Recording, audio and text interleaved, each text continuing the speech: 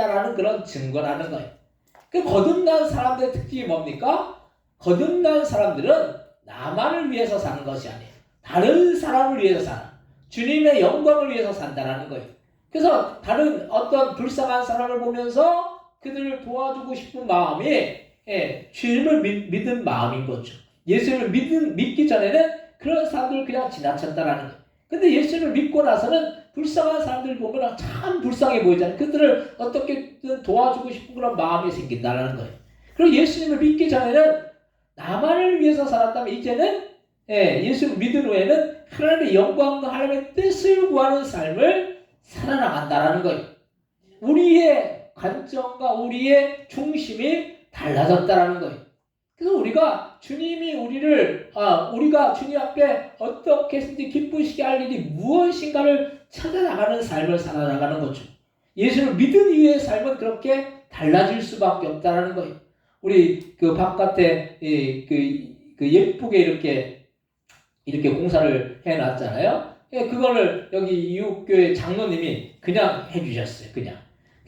그분이 이제 그러니까 한 4월 달부터 이걸 해주신다고 했는데, 일이 너무 바쁘다 보니까, 전국적으로 막 공사 현장이 있다 보니까 이걸 못 해주신 거예요. 그러면서 그분이 하는 얘기가, 이걸 그동안 이렇게 못하니까 너무 마음이 불편했대요. 근데 이걸 이제 어제 그저께 이렇게 이틀 하고 나서 얼마나 이렇게 그걸 해놓고 나서 얼마나 그분이 기뻐하시는지. 그래서 우리도 이제 이게 참 좋잖아요. 이렇게 겨울 같은 경우 이렇게 막혀져 있으니까 이게 추위도 덜하고. 그래서 그 중심에 하나님 앞에 영광 돌리는 삶으로 그렇게 변화되는 거예요. 우리가 주님을 믿는다라는 것이 나만을 위해서, 나의 유익을 위해서 우리가 예수님을 믿는다라고 하면 안 돼. 우리의 신앙의 중심은 결국 주님일 줄로 믿으시기 바랍니다. 주님 앞에 우리가 영광 돌리고 주님 앞에 우리의 삶에 초점을 맞춰 나가는 거예요. 그래서 내가 드러나는 것이 아니라 지극히 주님만이 드러나고 주님만이 영광 받으셔야 될 줄로 믿으시기 바랍니다. 그것이 우리가 옛사람을 벗어버리고 새로운 사람으로 변화되는 것입니다. 두 번째로 회개하기 위해서는 우리의 행동을 고쳐야 된다는 것.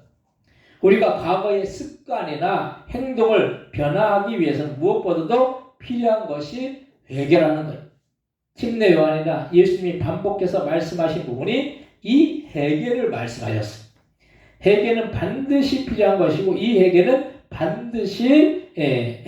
반성이 동반된다는 그런 말씀입니다. 회개라는 게 뭐예요? 다른 말로 반성한다는 거죠.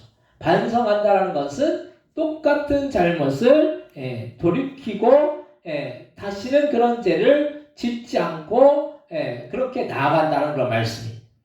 사람이 그런데 우리가 하는 회개는 이 세상에서 주님이 원하시는 뜻대로 하지 못했을 때 이루어지는 회개를 말해요.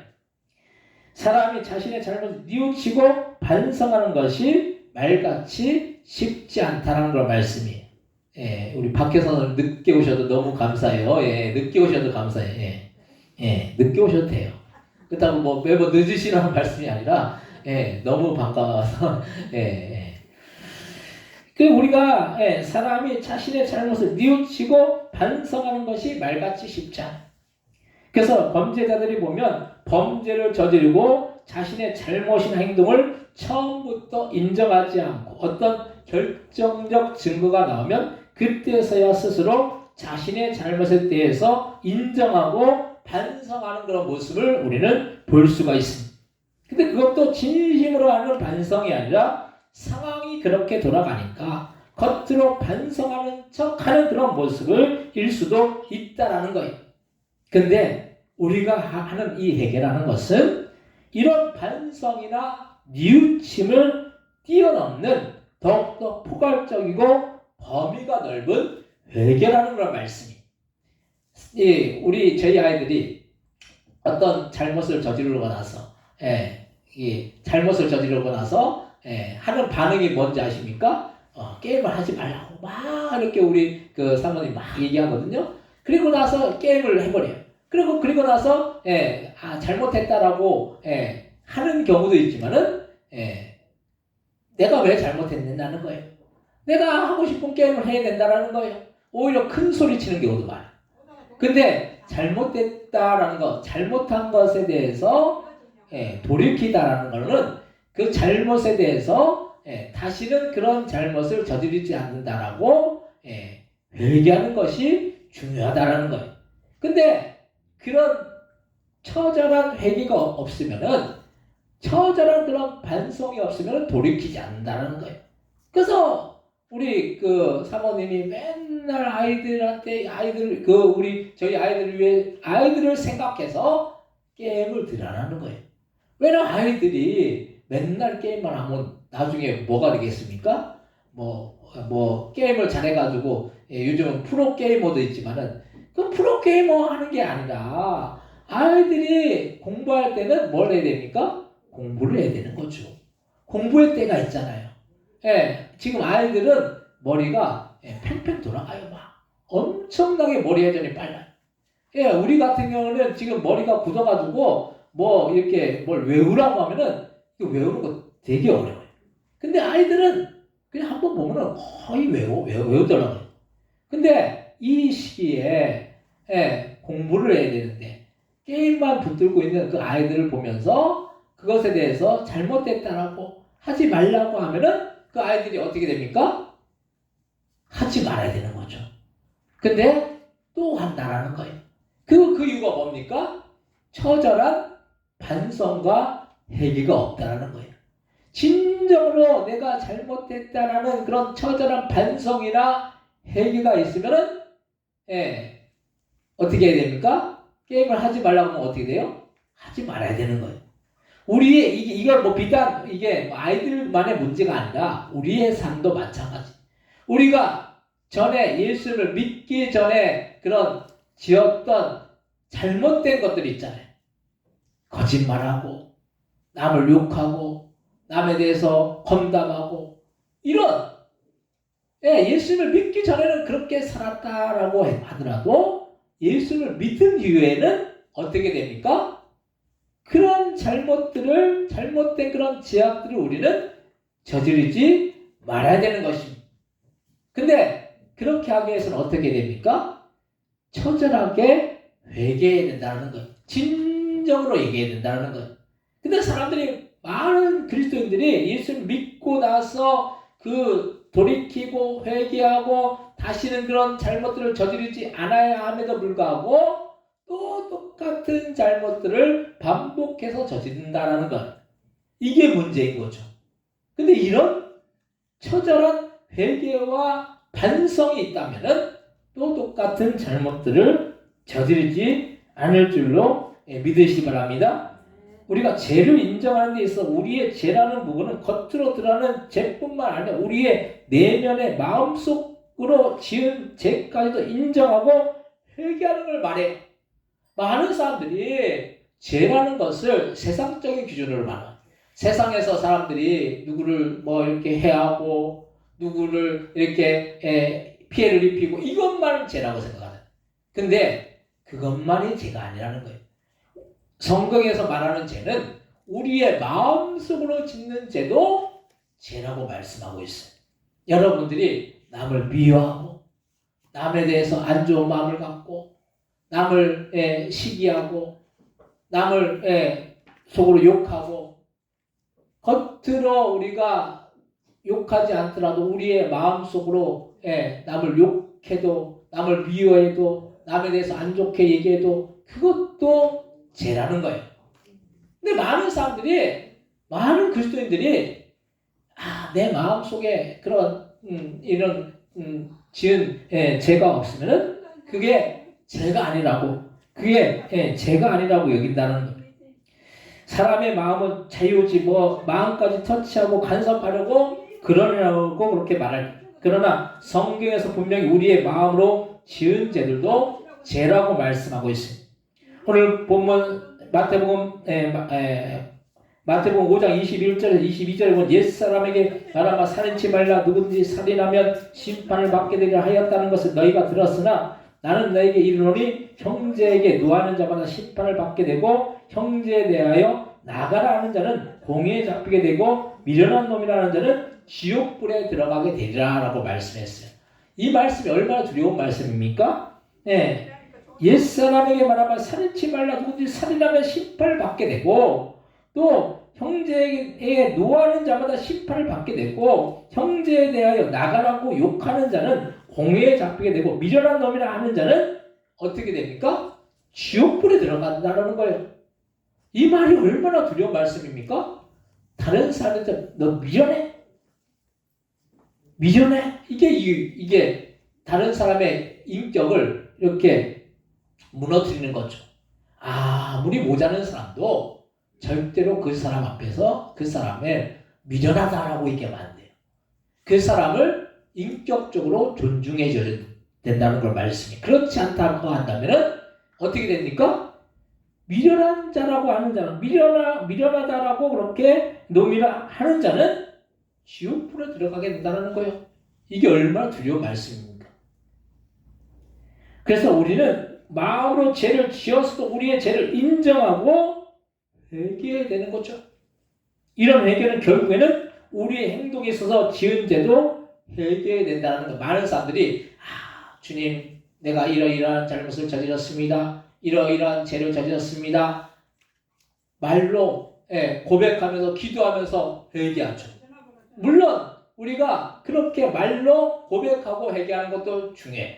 근데 그렇게 말로 고백하고 회개하는 것은 결국 우리의 행동을 어떻게 해야 됩니까? 고치는 거예요. 수정하는 거예요. 그래서 또 똑같은 잘못들을 반복해서 저지르지 않는 것이 진정한 회개고 진정한 주님 앞에 진정한 돌이킴이고 반성이라는 걸 말씀입니다. 어떤 사람이 남을 때리는 폭행죄를 범하고 감옥에 들어갔다가 다시 남을 때리는 죄를 짓고 감옥에 간다면 그것은 진정으로 자신의 죄를 뉘우치고 회개했다라고 그렇게 말할 수가 없다는 거예요. 진정으로 회개한 사람은 자신의 잘못을 또 똑같이 저지르지 않아요. 근데 이 범죄를 반복해서 저지르는 사람들 있잖아요. 이 전과가 있는 그 분들이 있잖아요. 근데 그분들이 그냥 감옥에 들어갔다, 한번 들어갔다 오면은, 그런 잘못들을 저지르지 말아야 되겠다, 이렇게 생각해야 되는데, 또 똑같은 잘못을 저지른다는 거죠. 이거는 진정으로 반성하지 못하는 거예요. 그래서, 이게 죄를 이렇게 누범이라고 그러는데, 전과가 쌓이면은, 나중에는 그 형량이 엄청나게 늘어나요. 이 재판에서도 그런 것들이 있다는 거. 우리가 그래서 우리의 잘못들을, 우리의 죄악들을 주님 앞에서 진정으로 회개하는 그 모습을 갖고 나간다면, 또 똑같은 죄를 저지르지 않으려고 진정으로 회개한다면 그렇게 우리가 애를 쓰고 그렇게 우리가 주님 앞에서 우리 행실을 고치기 위해서 더 힘써 나가야 될 줄로 믿으시기 바랍니다. 진정으로 회개한다. 진정한 회개라는 것은 또 똑같은 죄를 반복하지 않는다는 거예요. 오늘 보면 고린도후서 5장 17절로부터 19절 말씀 같이 한번 읽겠습니다.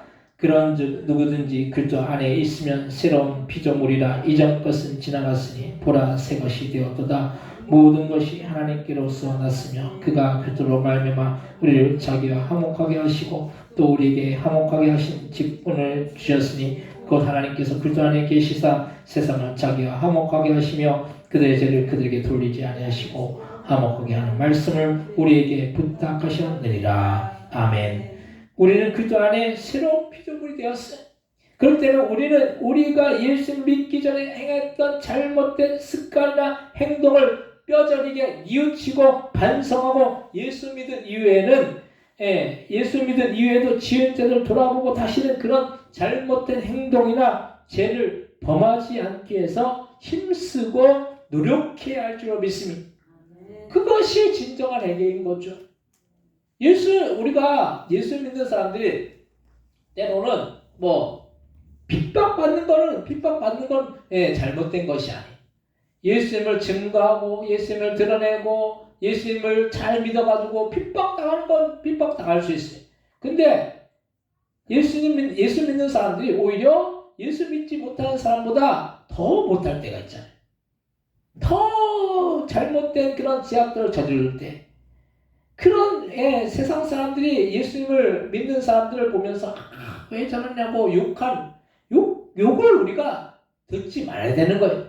우리가 오히려 선한 영향력을 끼쳐서 그들이 우리를 보면서 저 정도면 예수님을 믿어야 되겠구나.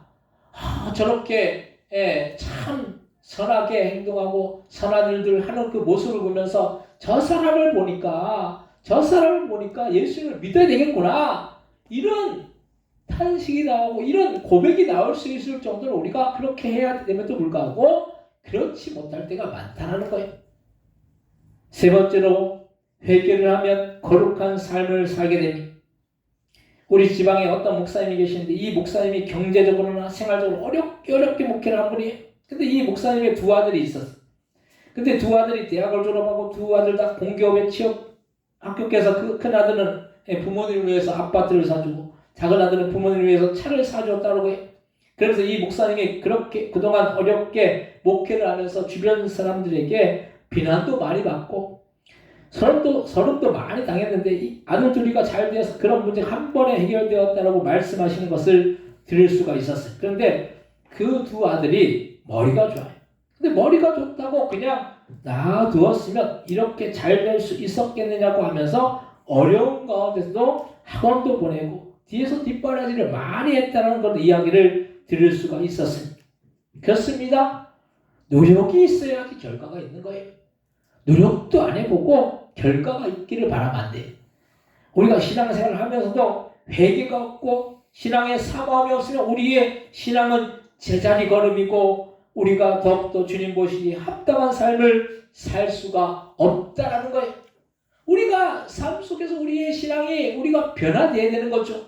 점점 더 주님 보시기에 합당한 그런 모습으로 주님을 닮아 나가는 이 성화의 과정을 우리는 겪고 나가야 된다는 거예요.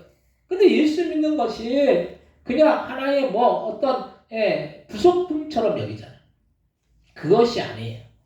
예수 믿는 것은 우리의 생명이 달린 문제이고 우리가 천국 가느냐 마느냐의 문제라는 거예요. 우리가 천국에 그냥 들어가는 것 같지만은 끝없는 이 영적인 싸움을 쌓아나가고 우리가 주님을 바라보고 우리의 잘못된 그런 지향들을 날마다 회개하면서 돌이키면서 주님 보시 합당한 그런 모습으로 점점 더 성화되고 변화되어 나갈 때 천국에 들어갔을 때 주님이 우리를 보실 때 우리를 심판하실 때 잘했다 충성된 종아 이렇게 칭찬을 받는 우리가 되어야 될 줄로 믿으시기 바랍니다. 신앙생활이라는 것이 간단하지만은 예수 믿으면 신앙생활이 시작되는 거예요. 그 시작이. 근데 많은 사람들이 예수 믿는 것으로 끝나요. 그 시작으로 끝내.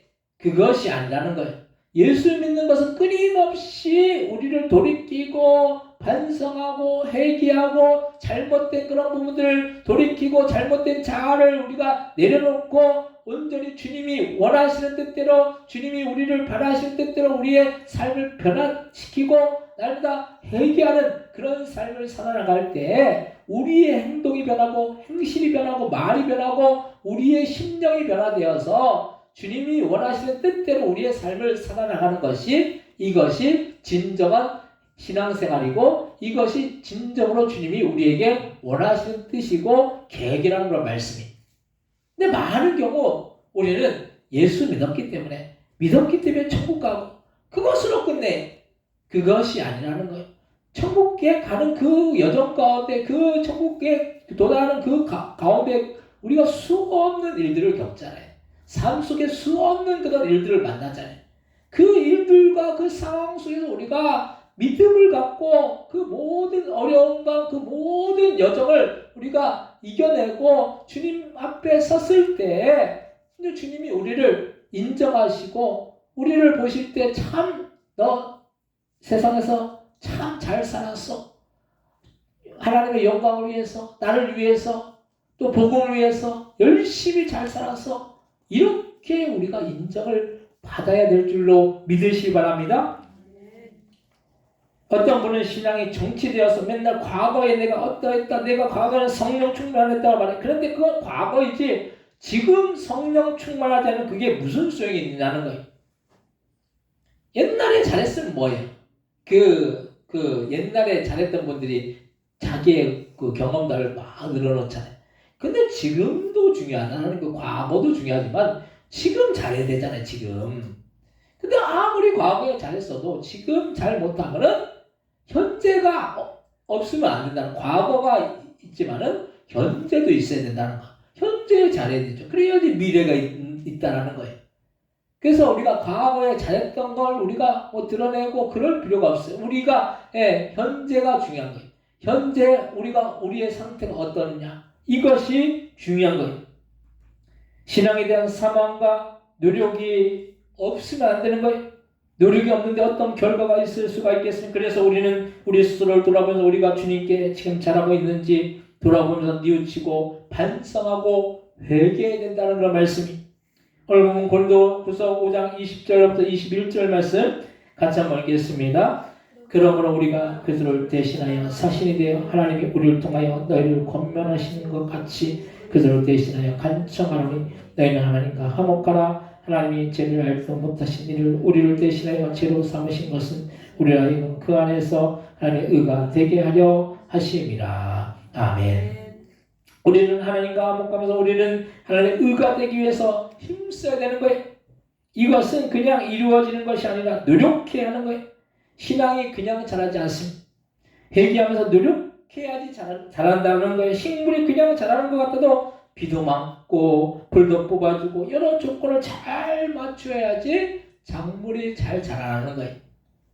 마찬가지로 우리의 신앙생활도 다른 것이 필요한 것이 아니, 우리는 오로지 말씀과 기도와 예배와 전도에 힘써 나가면 우리의 신앙은 저절로 자라나가게 되어 있다는 거예요.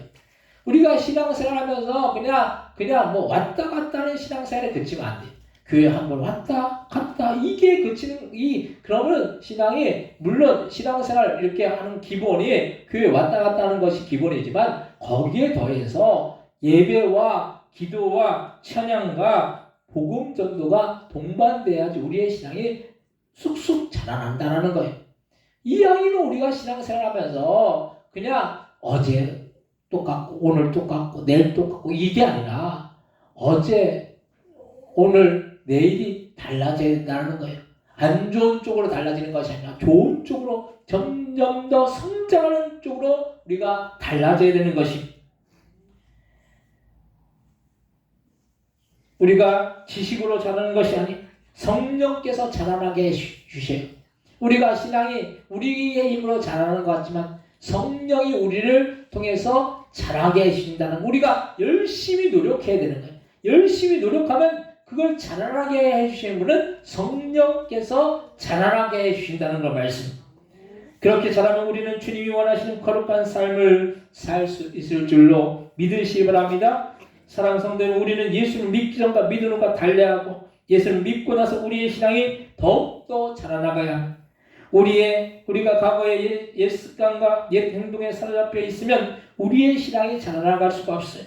그렇기 때문에 우리는 잘못된 습관이나 이 행동을 우리가 행동에 대한 뼈저린 반성과 회개가 이루어져서 다시는 그런 잘못된 죄악들을 우리가 저지르지 않기 위해서, 잘못된 습관들, 그런 말을 하지 않기 위해서 더욱더 우리는 기도와 예배와 말씀과 전도에 힘쓰고 애쓰고 회개하며 노력하여서 우리는 더욱더 우리의 신앙이 보다 더 주님 보시기에 합당하게 거룩한 삶을 우리가 살아나가서 주님 앞에 섰을 때 잘했다 충성된 종아, 너 이 세상에 살 때 참 잘했어, 나를 위해서 하나님의 영광을 위해서 열심히 살았어, 주님께서 우리를 보실 때 칭찬하시고 그런 하나님의 그 의의 면류관, 칭찬의 그런 면류관을 받으시는 여러분들 다 되시기를 주님의 이름으로 간절히 축원드립니다. 이 시간 통성을 하실 때 우리가 우리의 죄를 회개하고 다시